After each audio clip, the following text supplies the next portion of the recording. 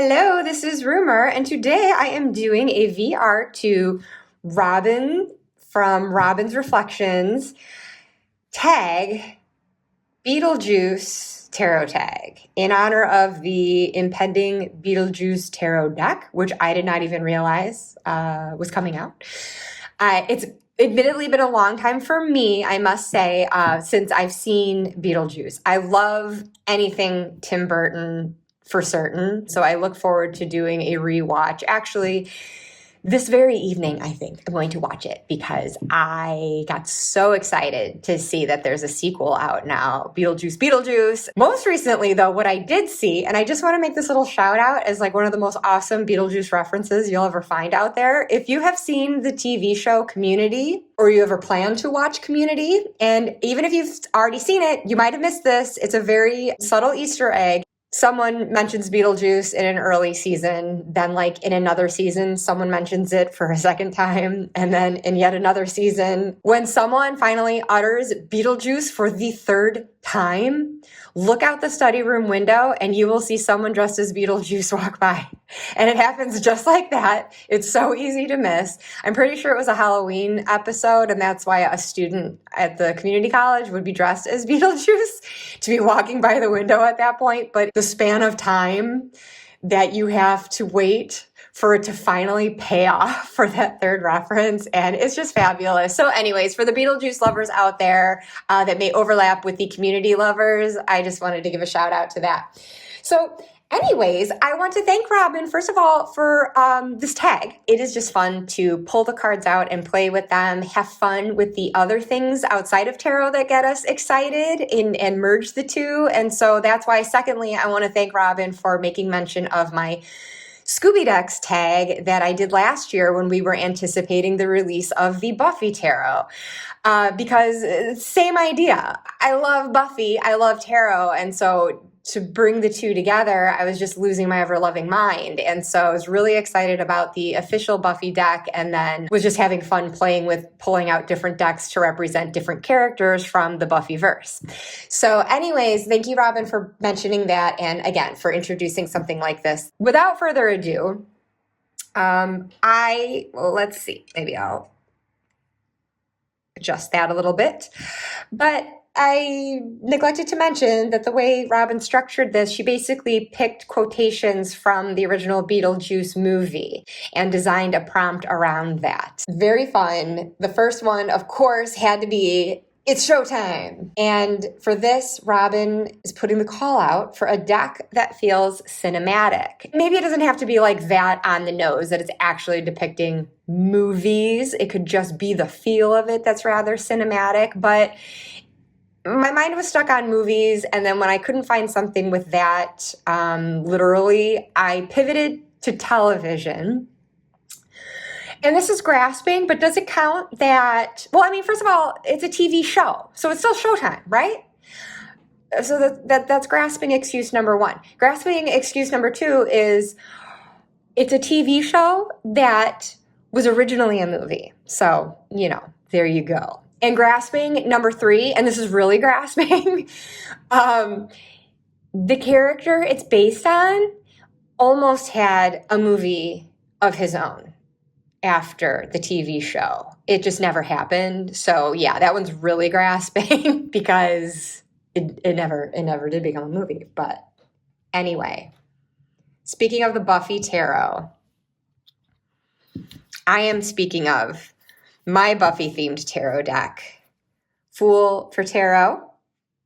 I have done walkthroughs of this before, which you may have already seen. This is a deck that I created to help dig myself out of a creative slump, again, by combining two things I love, Buffy and tarot. And then if you want to throw a third circle into that Venn diagram, Spike. So this is so named because Spike was the fool for love. My reason for using this deck is twofold too. Though I had originally created this deck as a personal passion project, I am now making it available to you if you're interested in it. It is now for sale. I will leave a link to that in the description. And yeah, those of you who join me in that Buffy Tarot Spike Venn diagram, that sweet, sweet center of that, if you've seen the deck, you're seeing it now for the first time and you're interested, it can now be yours. And I'm making it available in both smooth and linen cardstock if you're interested. So this is a title card that I've added to the deck. I've also added a card to the end that gives you a link to the bloody awful poetry corresponding to each of these cards. So I created this deck in honor of Spike's character arc. I wanted to analyze him as viewed through the Fool's journey. And sorry if I'm getting repetitive if you've seen my videos on this before, but and if you haven't seen my videos on this before, I do have a playlist. Anyway, just to show the majors, again, I've done walkthroughs explaining my rationale for each of these, but the major arcana is following Spike's growth arc from his first appearance on the show to his last, just in Buffy. It doesn't extend into Angel, though there are some additional Spike Angel dynamics that we see in the spinoff show Angel that do get incorporated, I guess, in maybe a couple of these and certainly in poems. But anyways, so then the wand suit are these cigarettes that Spike smokes. And since he's British, the British slang for cigarette, instead of cig, they would say it's a fag. And these are pips, but not totally lazy. They give a nod to RWS imagery and meanings. So you can approach those as you like. And then the court cards do have images on them again. The Railroad Spike is the sword suit in this deck. Again, you can see different arrangements of them there and getting into the quartz. The cups are cups of cocoa because of the time Spike poured his heart out to Joyce when he was so heartbroken over Drusilla dumping him for a chaos demon at that. And she consoles him through cocoa.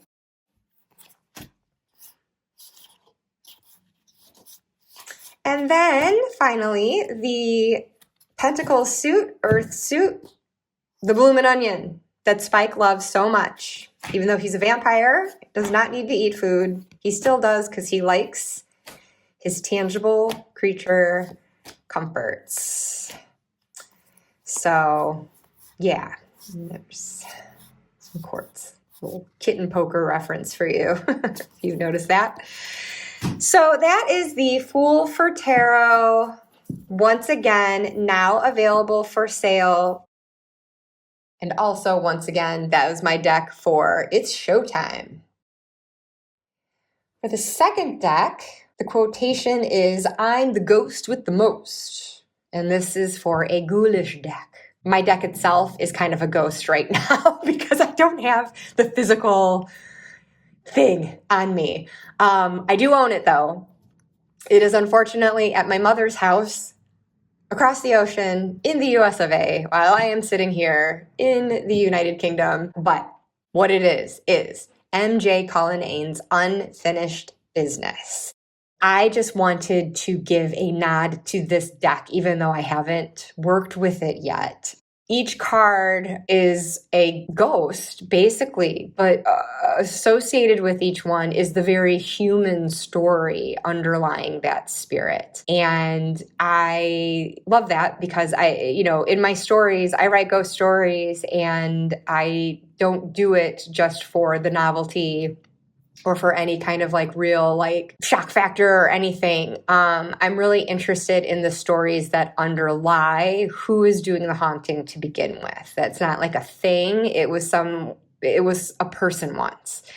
And now this is this person's soul. And so there's depth there, there's identity there. And so this deck just really resonated with me, that these spirits that are depicted throughout it have their own stories, their own human histories, as well as the reasons how they came to pass. So there was a corresponding book that MJ wrote, made to look like the notations of a psychic medium who communed with these spirits. So it's like her record of them, and just the way that it's stylized, you know, it looks like the actual artifact, like it's her actual journal and with different notes scratched in and everything. And that's the guidebook, basically, not just talking through the meanings of these cards, but like giving what's depicted in them an actual storyline. And I'm a fool for story. So anyways, I just think that's just so cool. I am so excited to use it. And I'm so mad at myself that I didn't bring it back with me. I'm so pissed off. What was I thinking? Going into spooky season and I don't have this deck. But the next prompt, I myself am strange and unusual, a deck that's weird but lovable. I really tried to think of something else because I just didn't want to be like so obvious in my choices and like bring out stuff that like people have seen a million times. But I mean, that's just the way it goes. I'm going back to an oldie. This is one of my first decks and I can't help it. Much as I tried to find something else, this is what I kept, this was the first thing I thought of and what I kept coming back to. And I am speaking of the Deviant Moon. So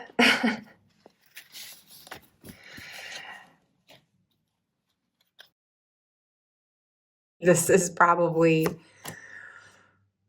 still the most bizarre deck in my collection. This is not art I would ordinarily be into. I did not want this deck when I had first heard of it. It's like, no, not for me. And it's still like, it's not something I would ever think I would ever want to pick up. And I just got to a point, I guess, where I was curious. So I tried it, and it really was, something happened when I actually had it in hand and started reading with it. And I realized this is a deck I'm going to have forever. I'm always going to have this deck.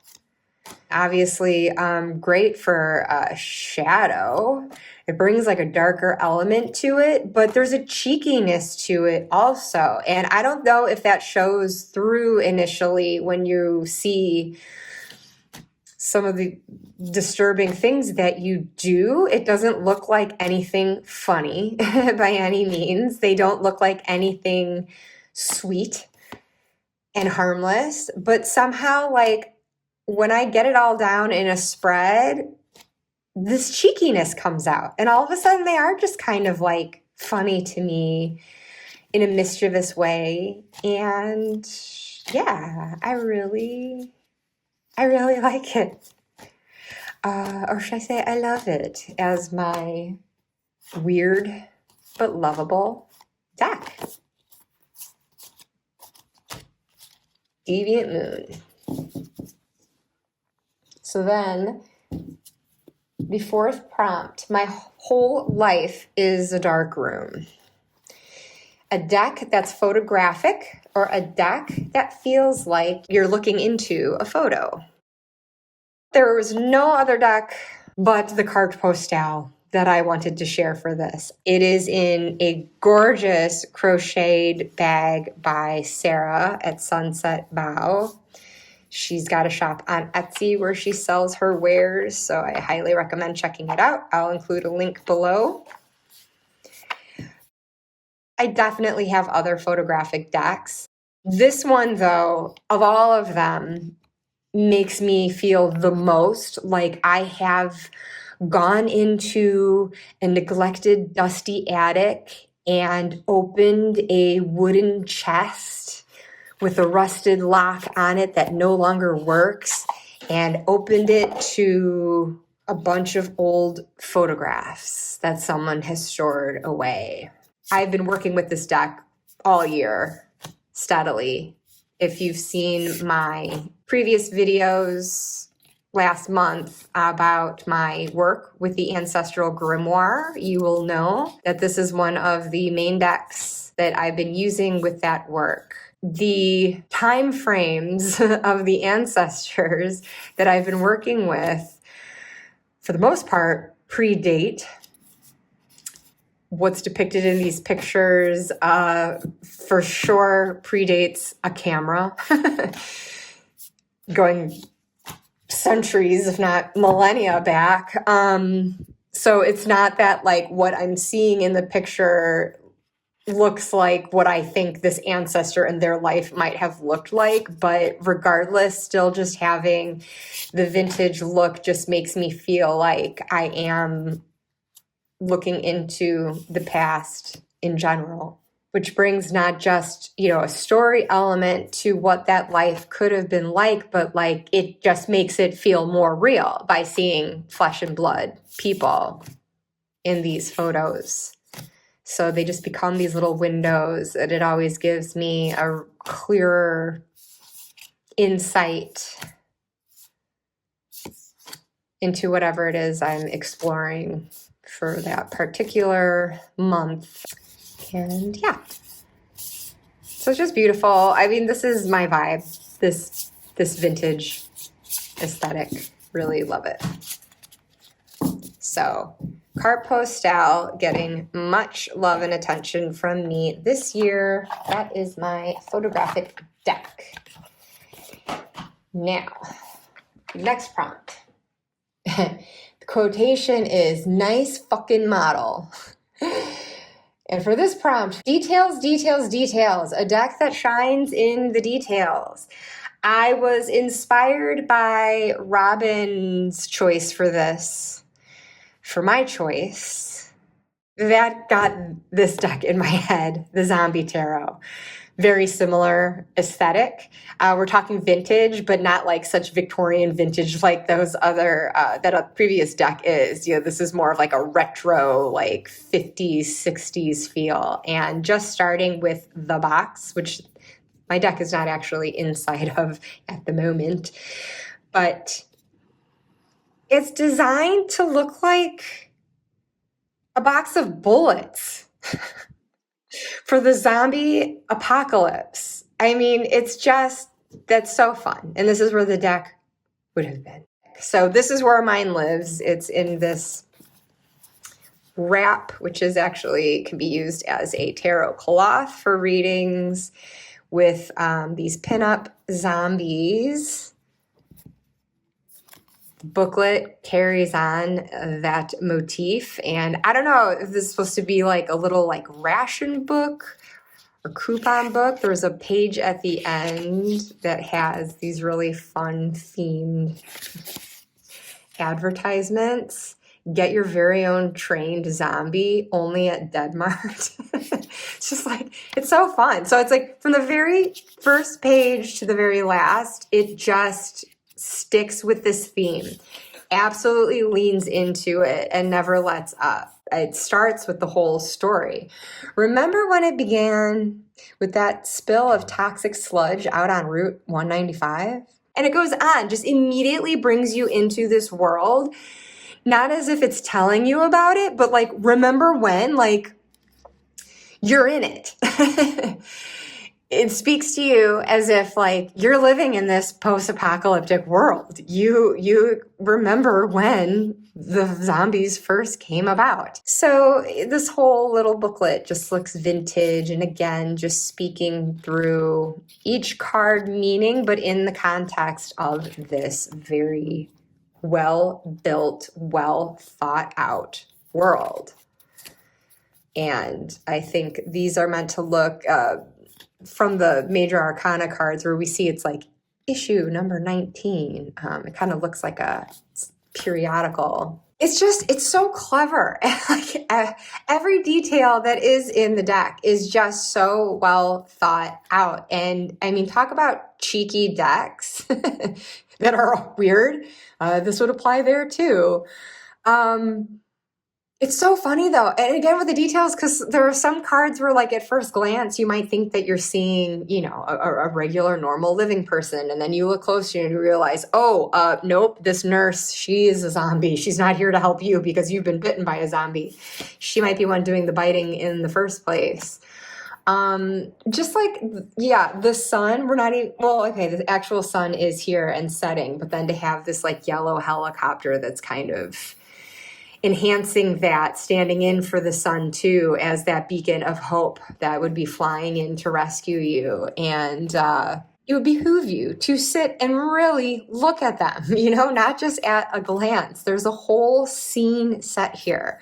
There's all these props in the mix. I mean, you see this woman sitting in a chair with a gun. Look closely though, she's got like a bear trap here, and here's like a woman's foot in a heel severed at the ankle because it must have gotten caught in that trap. I'm assuming a zombie, because Granny's got a gun.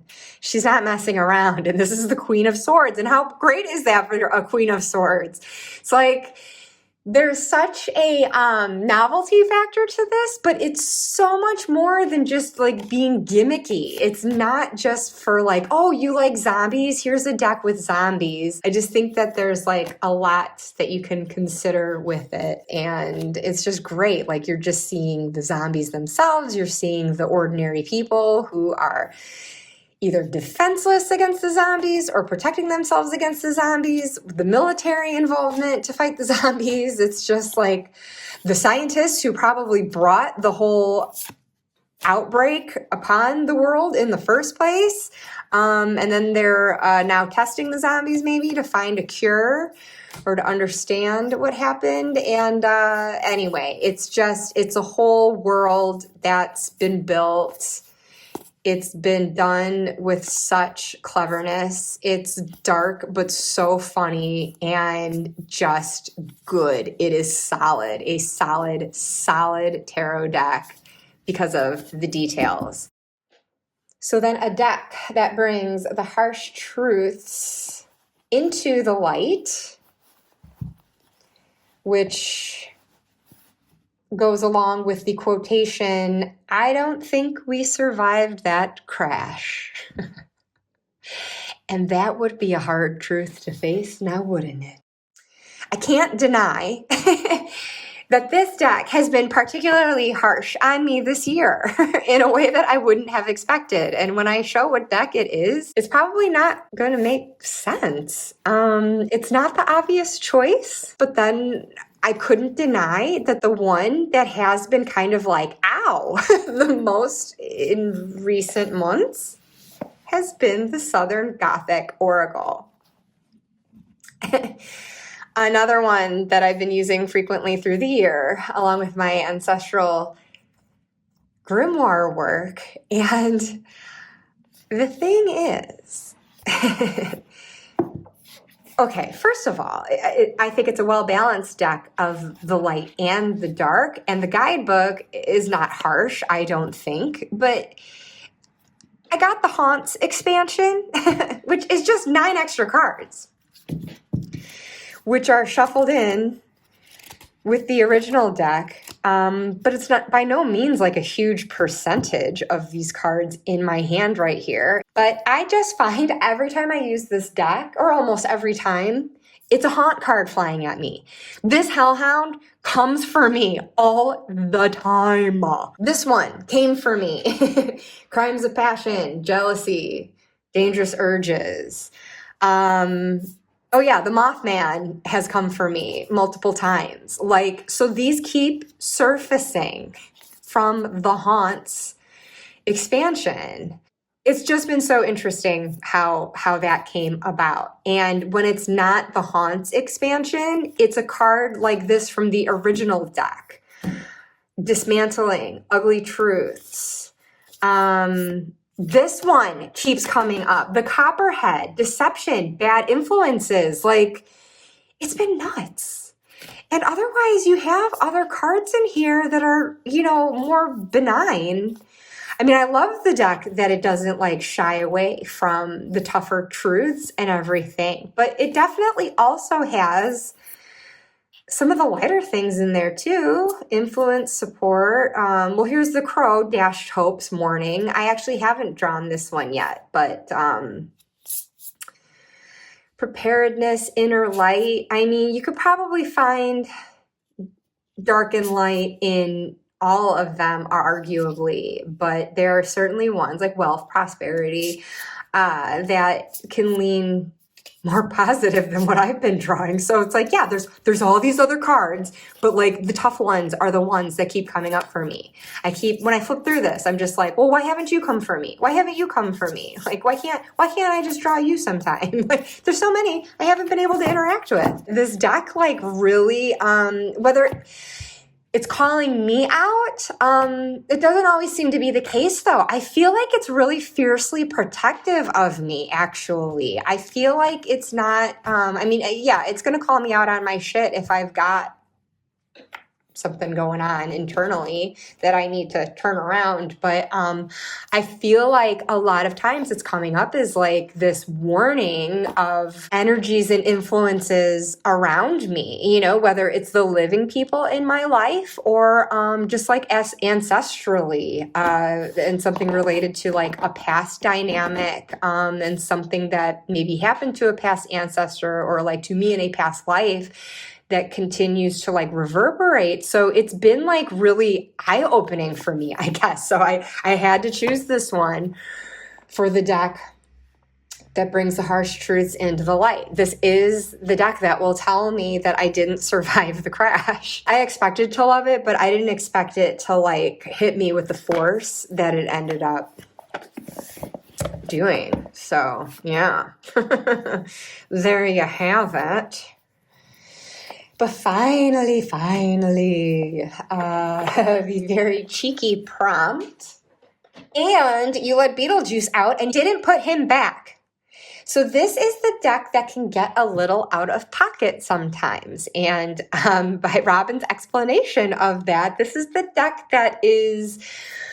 I guess as I'm interpreting it for what I'm going to show is I just think of that cheeky spirit of Beetlejuice and, you know, like maybe it gets up to a little mischief and maybe it's a little sassy and, I don't know, or kind of surprising you in like off-putting ways. You know, it's just something like, oh, I didn't expect that. So it's like, aha, you leave these decks to their own devices and then they end up kind of like sneaking up on you like that. And so I just thought in the spirit of Beetlejuice type cheekiness, this is a deck I love bringing out in the spring as well, but definitely in the autumn.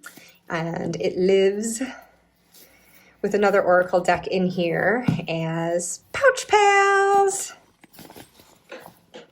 But the one I am speaking of is Brian Froud's The Fairies Oracle. Brian Froud did the artwork, but I also must mention Jessica Macbeth as the author of the wonderful guidebook entries. If I had to give a shout out, to another deck where it shines in the details, I feel like this certainly does with this guidebook deck combo. Oh my gosh, if Southern Gothic packs a punch for me, so does this. Always has from the get-go. And so I friggin' love this deck, even though it is very cheeky. And it's the fae that make it so. I didn't believe in fairies until I started using this deck. Or let's just say I'm more open to the existence of fairies now, even if I'm not 100% sure if I believe in them.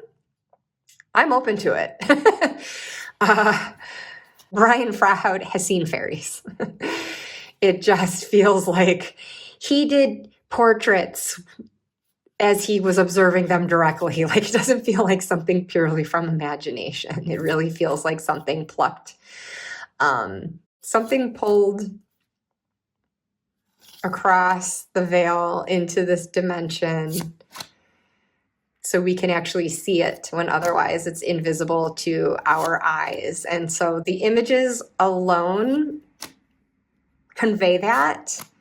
But then you get into this guidebook, and every fairy has been given an identity. They have a name, they have a title, they have a whole story. This writer also feels like she has channeled the Fae, like she's actually sat down with them. Maybe it's while they're posing for Brian's portraits, she's like sitting with them with a pen and paper and interviewing them. I mean, it just really feels like they're real. It's just, this is done so well. I guess I'm getting back into that earlier prompt of it being in the details, but because they feel so real and they can be so naughty. And this can also be a deck that reveals the harsher truths, for sure. I mean, they're not going to mince words with you, but like it never feels like it's meant to be mean. Like it might just be, there might be some fairies that are just more socially awkward and don't kind of know how to like cushion the truth, like say it more tactfully for you. Maybe they don't all have the best bedside manner, let's say, but like it never feels like anyone's setting out to just be a jerk, and trying to like put you in your place in a mean way. It seems like everyone's intentions here are good, but they just might call you out on something though. And I don't know, it can kind of like take my balance off sometimes. It can make me feel kind of, I don't want to say creeped out. I don't feel creeped out, but there is something kind of eerie I will feel. It is just so like, it's a stinker. They're stinkers. And they're out of pocket for sure, for sure. Fairies Oracle is my ultimate choice for this, but I felt like I had to give an honorary mention to another deck that I've been working with all year with my ancestral grimoire, and that is the Beloved Dead. And the reason why I can't not give this an honorable mention is because when I think of out of pocket, this deck literally gets out of hand. Yes, literally. Maybe you've heard me talk about it before, but this is the one, if I shuffle, I get more flyers from this deck than any other deck, I think, which makes me feel like the ancestors in here are really antsy. I have shared the story before of how when I first used it, I took the Spirit Throne card out because this is in here meant to be that invitation for a beloved dead person to come and offer advice. So I had it like in the middle of my table for a while, just kind of letting it get in tune with the vibe of my little reading area here. And so then when I actually started reading with it, I was shuffling and then a card flew out and landed directly on top of the Spirit Throne in the middle. And then when I was doing readings with other decks too, I had taken this and I just set it off to the side. And so then as I was shuffling this deck for that, a card flew out again and it also landed on the Spirit Throne, even way off to the side. So it's stuff like that. The last reading I did with it, I didn't get a card that flew, but the Spirit card itself, or the Spirit Throne card itself came up. It was the card after I cut the deck that I drew. So I was like, oh, I didn't really think about how to interpret it that way, that I hadn't thought to like set it out first. I kind of forgot that it was in the mix there. And I was like, I think someone's inviting themselves in or wanting me to extend the invitation. Maybe that's more how I took it, because there's another card in here that is included as a bit of a wild card, but how I've chosen to interpret it is if this card flies out, the Ouija planchet, I will take that as, oh, someone's here. And perhaps this is the more like uninvited visitor. Like they're there whether I want them there or not. Whereas when I drew this card, it felt more like there's someone wanting me to invite them, you know, for a seat at the table. I felt like it was like permission to enter. Almost like giving a vampire permission to enter your home. But anyways, like I said, I would have been remiss not to bring it up as another deck that has been a bit out of pocket just because it keeps flying out of my hands and like it makes it feel like things are out of my hands when cards like this will come up as well. Like, okay, whether I've asked for it or not, someone's there, and I don't know what is compelling me to shuffle it right now. Do you see what I mean? Just as I was shuffling it, I'm like, I don't know why I feel like the need to do this right now. It's not necessarily going to demonstrate a flyer, but there you go. I can't fake flyers, you guys. I'm not kidding. I did not do that on purpose, and I was only going to shuffle it 3 times. So going into the third one. All right. Conflict. Ooh, God, and he's pointing right at me. Why? Why? Shit. Okay, I'm not going to read the guidebook entry because this gets quite lengthy, but just to show you, you know, get a nice meaty description there. Well, okay, I'm going to read the first thing here. When conflict storms into a reading, it brings energetic dissonance ranging from a tantrum to a tornado. This is a card with its own jarring soundtrack. Shouting, shrieking, crashing, breaking, accusing, fighting, name-calling, derisive laughter, even weaponized silence. Its core is tense, volatile, unstable, angry, protracted, sometimes unrepentant. It represents hatred and rage, battles and war, rivals, enemies, or blackened hearts, and perpetrators of violence or abuse. Oh my God!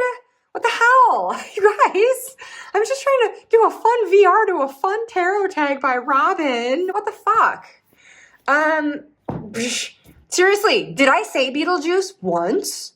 Twice? 3 times? No, but I feel like this is this fucking asshole coming up right here. So anyway, out of pocket. What did I fucking tell you? I'm sorry for all the swearing, but I didn't see that coming. Okay, enough of that. You all just got more than you bargained for, just like this guy did. Thanks a lot, Beetlejuice. But okay, Robyn, thank you for such a fun prompt. I have been so excited to rewatch a movie, you know, with a certain title that now I'm afraid to say the name of again.